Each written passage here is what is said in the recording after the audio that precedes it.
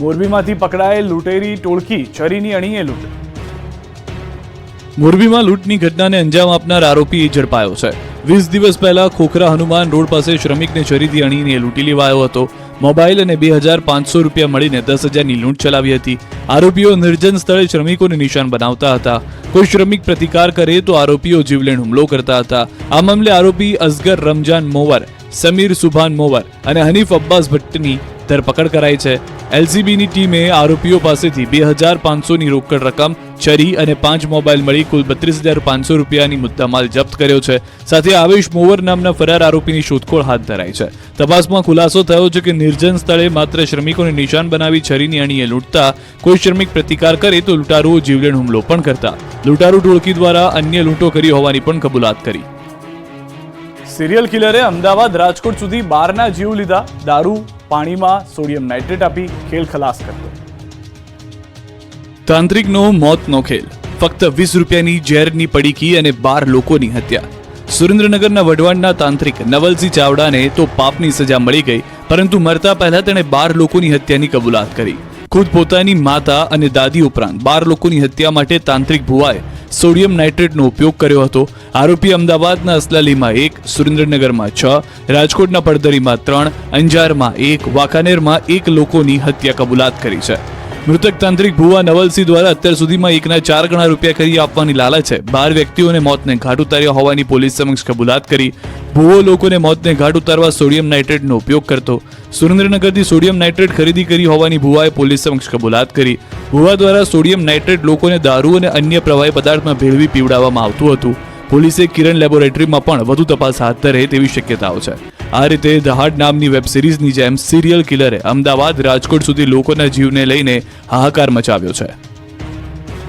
નવસારીમાં જૂથ અથડામણ બાદ 300 લોકો સામે ફરિયાદ દાખલ. પોલીસનું ફૂટ પેટ્રોલિંગ અને ભારે બંદોબસ્ત. નવસારીમાં મોડી રાત્રે પાર્કિંગ બાબતે 2 જૂથ વચ્ચે અથડામણ થતા નાસભાગ મચી ગઈ. નવસારી શહેરમાં આવેલ દરગાહ રોડની સામે પેઇન્ટર શેખની ગલીમાં એક દંપતી મોટરસાયકલ પાસે ઊભા હતા, ત્યારે સ્થાનિકે મોટરસાયકલ હટાવી લેવાનું કહેતા બંને વચ્ચે મારામારી થઈ હતી. બંને પક્ષ વચ્ચે સમાધાન પણ થયું. ત્યારબાદ ફરી 100થી વધુ યુવાનો આવીને સ્થાનિક બહેનો સાથે ગાળાગાળી કરી હોબાળો મચાવ્યો.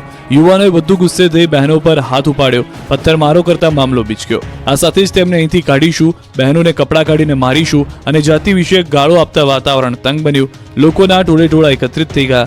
દહેશત ફેલાઈ ગઈ. આ અંગેની જાણ થતાં પોલીસ ઘટના સ્થળે પહોંચી ગઈ હતી. હિન્દુ સંગઠનોએ આ મામલે રામધૂનની ચીમકી આપતા દરગાહ રોડ વિસ્તારમાં ભારે પોલીસ બંદોબસ્ત મૂકી દેવામાં આવ્યો. પોલીસ એક્શનમાં આવીને 200થી 300 લોકો વિરુદ્ધ ગુનો નોંધી 6 સામે એટ્રોસિટી એક્ટ હેઠળ ગુનો દાખલ કરી 4ની ધરપકડ કરી છે. હાલ પોલીસનો કાફલો ટેકનિકલ હાઈસ્કૂલ પાસે ખડકી દેવામાં આવ્યો છે. અજબમાં ભરી શાંતિ હાલમાં જોવા મળી રહી છે.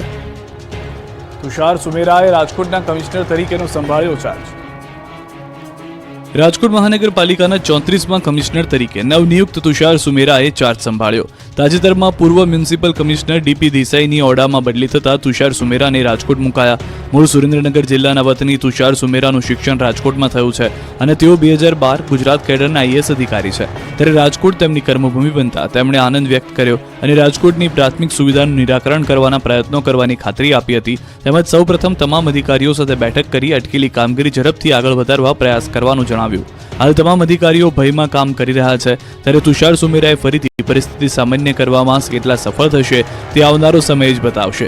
સાથોસાથ પ્લાન પાસ તેમજ બાંધકામ પરવાનગી અંગેના નિયમો હળવા કરીને કામગીરી વેગવંતી બનાવાશે. સ્પર્ધાત્મક પરીક્ષાની તૈયારી કરતા ઉમેદવારો માટે મોટા સમાચાર છે. જીપીએસસીના અધ્યક્ષ હસમુખ પટેલે ભરતી અંગે કરી જાહેરાત. 11 ભરતીની પરીક્ષાની તારીખો જાહેર કરાઈ.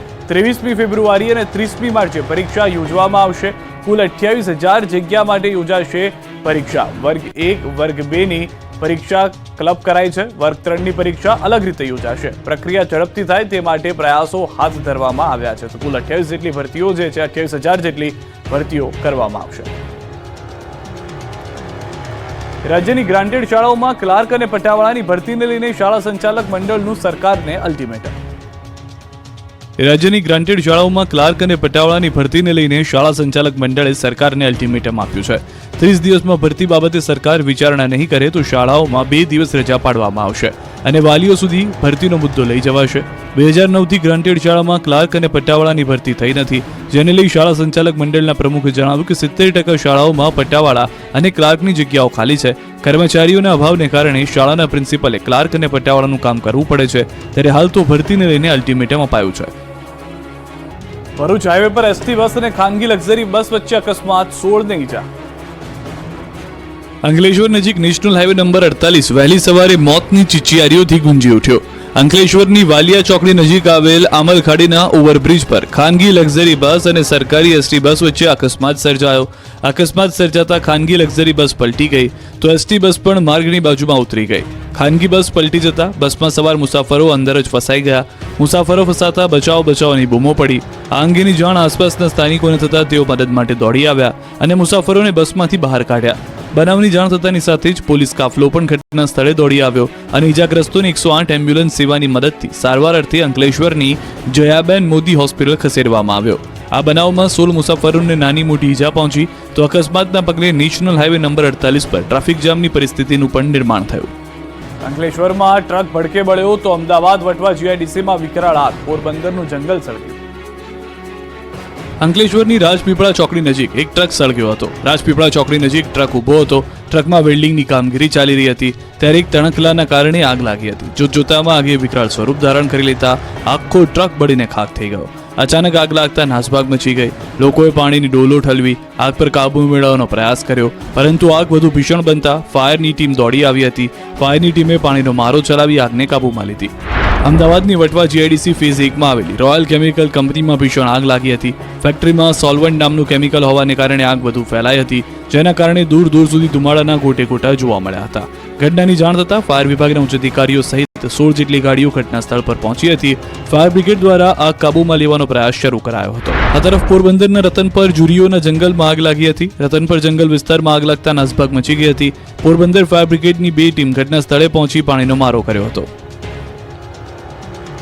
જંત્રીના સૂચિત વધારા સામે બિલ્ડરો મેદાનમાં. અમદાવાદ, સુરત, વડોદરા, રાજકોટ સહિતના શહેરોમાં રસ્તા પર ઉતર્યા. જો તમે પણ ઘરનું ઘર લેવાનું વિચારી રહ્યા છો તો આ સમાચાર તમારા માટે કામના છે. ઘર, દુકાન કે જમીન ખરીદી આગામી દિવસોમાં મોંઘી થવાની છે. સૂચિત જંત્રી દરને લઈને રાજ્યમાં વિરોધ ફાટી નીકળ્યો છે. સામાન્ય લોકોને ઘર, જમીન ખરીદવા મોંઘા બનવાના છે. જો કે સૌથી વધુ ચિંતા બિલ્ડરોની વધી હોય તેવું લાગે છે. રાજકોટ, વડોદરા, મહેસાણા, અમદાવાદ સહિતના શહેરોમાં બિલ્ડર્સ રસ્તા પર ઉતર્યા અને તંત્રને આવેદનપત્ર પાઠવી જંત્રી વધારો હાલ પૂરતો મોકૂફ રાખવા માંગ કરી. રાજકોટમાં બહુમાળી ભવન ચોકથી કલેક્ટર કચેરી સુધી મૌન રેલી યોજાઈ, જેમાં 10,000થી વધુ લોકો જોડાયા. રેલી બાદ કલેક્ટરને આવેદનપત્ર પાઠવવામાં આવ્યું, જેમાં અલગ અલગ 17 મુદ્દાઓને ટાંકવામાં આવ્યા.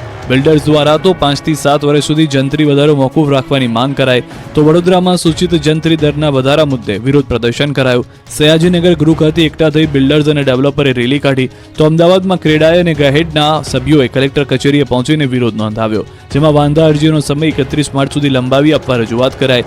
તો મહેસાણામાં બિલ્ડર એસોસિએશન ક્રેડાઈના બિલ્ડરોએ નોંધાવ્યો વિરોધ. જિલ્લા કલેક્ટર કચેરી જંત્રી મુદ્દે આવેદનપત્ર આપ્યું. રાજ્ય સરકાર દ્વારા નવી સૂચિત જંત્રીમાં સરેરાશ 200 થી 2000% સુધીનો વધારો ઝીકી દેવામાં આવ્યો છે. જંત્રીમાં કરાયેલા સૂચિત વધારાનો જો અમલ કરવામાં આવે તો મકાનના ભાવમાં 30 થી 40% વધારો થવાની ભીતિ વ્યક્ત કરવામાં આવી. એના કારણે સામાન્ય માણસનું ઘરનું સ્વપ્ન અધૂરું રહી જાય એમ છે, જેથી ક્રેડાઈ દ્વારા આ અસહ્ય વધારો પરત લેવાની માંગ કરવામાં આવી. મોરબી નગરપાલિકાના પટાંગણમાં સદબુદ્ધિ હવન, વિવિધ ખર્ચની માહિતી મેળવવા માટે કોંગ્રેસનો અનોખો કાર્યક્રમ. મોરબી જિલ્લા અને શહેર કોંગ્રેસ પ્રમુખ દ્વારા પાલિકામાં ભાજપની સત્તા હતી ત્યારે જુદા જુદા કામોમાં મોટા પ્રમાણમાં ભ્રષ્ટાચાર કરવામાં આવ્યો છે. તેની માહિતી છેલ્લા 5 મહિનાથી માંગવામાં આવે છે, તો પણ માહિતી આપવામાં આવતી નથી, જેથી મોરબી પાલિકા કચેરીના પટાંગણમાં કોંગ્રેસના જિલ્લાના પ્રમુખ સહિતના આગેવાનોએ આશ્ચર્યજનક કાર્યક્રમ આપ્યો. ખાસ કરીને પાલિકાના વર્તમાન અધિકારીને ભગવાન સદબુદ્ધિ આપે તે માટે પાલિકાના પટાંગણમાં સદબુદ્ધિ હવન કર્યો હતો. મોરબી પાલિકા પાસે છેલ્લા 5 મહિનાથી નંદીઘરમાં કરાવવામાં આવેલા ખર્ચની વિગતો, આવાસ યોજના અને કલમ 45D હેઠળ કરેલા કામોના ખર્ચની વિગતો માંગવામાં આવી છે, પરંતુ પાલિકામાંથી માહિતી આપવામાં આવી રહી છે, જેથી અધિકારીઓએ પણ ભાજપના ભ્રષ્ટાચારને છાવરી રહ્યા છે તેવો આક્ષેપ કોંગ્રેસ જિલ્લાના પ્રમુખે કર્યો છે. મોરબીમાં શનાળા રોડે આવેલા જિલ્લા કોંગ્રેસ કાર્યાલયથી લઈને પાલિકા કચેરી સુધી પદયાત્રા પદયાત્રા યોજાઈ. ત્યારબાદ મોરબી પાલિકા કચેરીના પટાંગણમાં કોંગ્રેસના જિલ્લાના પ્રમુખ સહિતના આગેવાનોએ પાલિકાના વર્તમાન અધિકારીને ભગવાન સદબુદ્ધિ આપે તે માટે સદબુદ્ધિ હવન કર્યો. કોંગ્રેસના આગેવાનો તેમજ કાર્યકરો દ્વારા રામધૂન બોલાવવામાં આવી. આ મુદ્દે ચીફ ઓફિસરે દાવો કર્યો કે આરટીઆઈ હેઠળ માહિતી માંગવામાં આવી ન હતી, જેથી માહિતી આપવામાં આવી નથી. આપના ધારાસભ્ય ચૈતર વસાવા સામે એફઆઈઆર નોંધાતા જેલ ભરો આંદોલનની ચીમકી ઉચ્ચારી. ચૈતર વસાવા સામે વધુ એક એફઆઈઆર નોંધાતા ખળભળાટ મચી ગયો. ડેડિયાપાડાના આમ આદમી પાર્ટીના ધારાસભ્ય સહિત 13 લોકો સામે મંજૂરી વિના પદયાત્રા યોજવા બદલ ફરિયાદ દાખલ થઈ છે. રાજપારડીના પીઆઈ સુખમ ગોહિલે ખુદ ફરિયાદી બનીને આ એફઆઈઆર દાખલ કરી છે, જેને લઈને હવે ચૈતર વસાવા લાલઘુમ થયા. પ્રાપ્ત વિગતો પ્રમાણે 3 ડિસેમ્બરે ચૈતર વસાવાએ રાજપારડીના બિરસા મુંડા ચોકથી ઝઘડિયા સુધી પદયાત્રા યોજી, જેના માટે પોલીસે કોઈ મંજૂરી આપી નહોતી. એફઆઈઆર નોંધાયા બાદ ચૈતર વસાવાએ પોલીસ પર નિશાન સાધતા કહ્યું કે એફઆઈઆર ખોટી છે. 30 નવેમ્બરે કલેક્ટર અને એસપીને જાણ કરી હતી, સાથે જ પ્રાંત અધિકારીને જાણ કરી હતી. વસાવાએ અનેક ગંભીર આરોપ સાથે જેલભરો આંદોલનની ચીમકી ઉચ્ચારી. બનાસકાંઠાના કાંકરેજમાં થળીમઠનો વિવાદ પાલનપુર પહોંચ્યો. રોષે ભરાયેલા લોકોએ પાલનપુરમાં કલેક્ટર કચેરી સુધી મહાધર્મ રેલી યોજી. આ દ્રશ્યો ઉત્તર ગુજરાતના છે, જ્યાં થળી જાગીર મઠના મહંતની ગાદીને લઈને ઘેરાયો છે વિવાદ. દાવા પ્રમાણે 117 ગામના લોકો પાલનપુરના રામલીલા મેદાનમાં એકઠા થયા અને દેવ દરબારના મહંત બલદેવનાથ વિરુદ્ધ સભા યોજી. બાદમાં રેલી સ્વરૂપે પાલનપુર કલેક્ટર કચેરીએ પહોંચ્યા અને થળી જાગીર મઠના મહંતના વિવાદનો ઉકેલ આપવા માંગ કરી. આવેદનપત્ર આપ્યા બાદ તમામ લોકો કલેક્ટર કચેરીના પરિસરમાં જ બેસી ગયા અને નિર્ણયની રાહ જોવા લાગ્યા. એવી ચીમકી ઉચ્ચારવામાં આવી કે જ્યાં સુધી સમસ્યાનું સમાધાન નહીં થાય ત્યાં સુધી તેઓ ઘરે નહીં જાય. વાત કંઈક એવી છે કે 19 નવેમ્બરે થળી જાગીર મઠના મહંત જગદીશપુરી દેવલોક પામ્યા. દેવ દરબારના મહંત બળદેવનાથ બાપુ તથા જાગીરદાર સ્ટેટ દ્વારા શંકરપુરી મહારાજને ગુરુગાદી સોંપી દેવાય. આ જ વાતથી આસપાસના 117 ગામના ગ્રામજનો નારાજ થયા. ગ્રામજનોએ શંકરપુરી મહારાજનો મહંત તરીકે સ્વીકાર કર્યો અને કાર્તિકપુરી મહારાજની ચાદર ઉઠાડી, જેના કારણે વિવાદને ઉગ્ર સ્વરૂપ ધારણ થઈ ગયું. કાયદો વ્યવસ્થાની સ્થિતિ કથળે નહીં તે માટે કેટલાય દિવસથી મઠમાં ચુસ્ત પોલીસ બંદોબસ્ત ગોઠવી દેવાયો છે.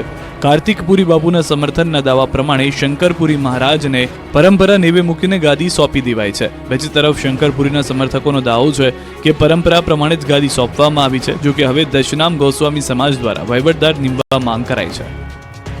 બાંગ્લાદેશમાં હિન્દુઓ ઉપર થઈ રહેલા અત્યાચારના વિરોધમાં ઉપલેટામાં નીકળી રેલી.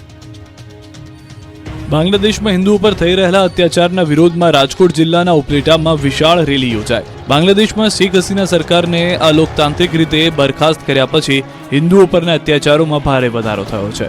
હિન્દુઓના ધાર્મિક સ્થાનોને નિશાન બનાવી તોડફોડ થતા હિંસા અને હત્યાના બનાવમાં વધારો થતા રોષ ફેલાયો, જેના વિરોધમાં ઉપલેટામાં મોટી સંખ્યામાં લોકોએ રેલી કાઢી. વિશાળ રેલીમાં બટેંગે તો કટેંગે, જયતુ જયતુ હિન્દુ રાષ્ટ્ર જયતુ, બાંગ્લાદેશના હિન્દુઓ પર અત્યાચાર બંધ કરો, એક રહેંગે તો સેફ રહેંગે, હિન્દુ હિન્દુ ભાઈ ભાઈ જેવા સ્લોગન સાથેના પોસ્ટર્સ પણ જોવા મળ્યા. ઉપલેટા તાલુકાના સમસ્ત હિન્દુ સમાજના લોકો મોટી સંખ્યામાં બસ સ્ટેન્ડ ચોકથી યોજાયેલ વિશાળ રેલીમાં જોડાઈને મુખ્ય માર્ગો પર ફરી મામલતદારને સૂત્રોચ્ચાર સાથે આવેદનપત્ર આપ્યું.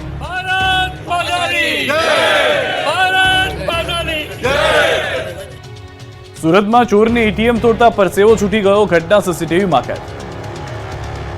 સુરતના પલસાણામાં એક ચોરને એટીએમ તોડવાનો પ્રયાસ કરવો ભારે પડી ગયો. એટીએમ તોડવા ચોરનો પરસેવો છૂટી ગયો. પલસાણા સ્થિત બેંક ઓફ બરોડાના એટીએમમાં એક અજાણ્યો ઇસમ ચોરી કરવા માટે આવ્યો હતો.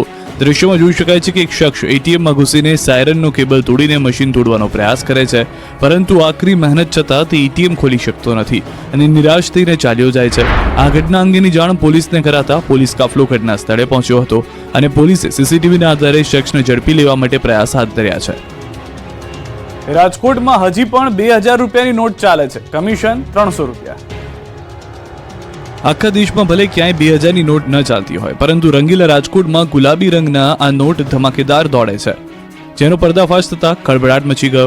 શહેરના જુબેલી ખાતે આવેલા મહેતા પેન ડેપોનો એક વિડીયો વાયરલ થયો, જેમાં 300 રૂપિયા લઈને 2000ની ચલણમાંથી હટાવી લેવાયેલી નોટ વટાવવામાં આવે છે. જ્યારે મીડિયાએ સંચાલક સાથે વાત કરી તો તેણે પણ આ રીતે ગુલાબી નોટના કાળા કારોબારની કબૂલાત કરી. સંચાલકે તો ત્યાં સુધી કહ્યું કે અમારો આ બાપ દાદાનો ધંધો છે એટલે કરીએ છીએ. સંચાલકે કરેલી કબૂલાતમાં એ વાતનો પણ ખુલાસો થયો કે આવા તત્વોનું આખું નેટવર્ક અમદાવાદ અને મુંબઈ સુધી ફેલાયેલું છે. રાજકોટમાંથી 2000ની નોટ લઈને તેઓ અમદાવાદ અને મુંબઈ બેઠેલા એજન્ટોને મોકલે છે. આવા એજન્ટો આરબીઆઈમાં જઈને નોટ બદલવાનું કામ કરે છે. અમારી જેમ જે લીગલ ટેન્ડર છે ને, અમારી જેમ એજન્ટ હોય ને જે અમદાવાદ બોમ્બે, એને અમે મોકલી આપીએ લીક આપી છે અમને 70-80 રૂપિયા વચ્ચે મળે. કમિશન માટે તમે આ બિઝનેસ કરો છો? હા મહેનતાણું લઈને. બરવાળાના બેલા ગામે પાણીના ઉડ્યા 10 ફૂટ ઊંચા ફુવારા. 10 ફૂટથી ઊંચા પાણીના ફુવારાના દ્રશ્યો છે બરવાળાના બેલા ગામના. તંત્રની બેદરકારીના કારણે બેલા ગામે પ્લોટ વિસ્તારમાં પાણીની લાઇનમાં ભંગાણ થયું. પાણીનું પ્રેશર હોવાથી લાઇનમાં ગાબડું પડ્યું. લાઇન તૂટતા આજુબાજુના પાણીની રેલમછેલ થઈ ગઈ. પાણીની લાઇનમાં પ્રેશર એટલું હતું કે 10 ફૂટથી વધુ પાણી ઊંચા ફુવારા જોવા મળ્યા. આ રીતે 1.5 થી 2 કલાક સુધી પાણીના ફુવારા ઉડતા રહેતા લાખો લીટર પાણીનો વેડફાટ થયો. પ્લોટ વિસ્તારમાં નદી વહેતી હોય તેવા દ્રશ્યો જોવા મળ્યા. પાણીની લાઇનમાં ભંગાણથી લોકોમાં રોષ જોવા મળ્યો. તંત્રને જાણ કરવામાં આવી.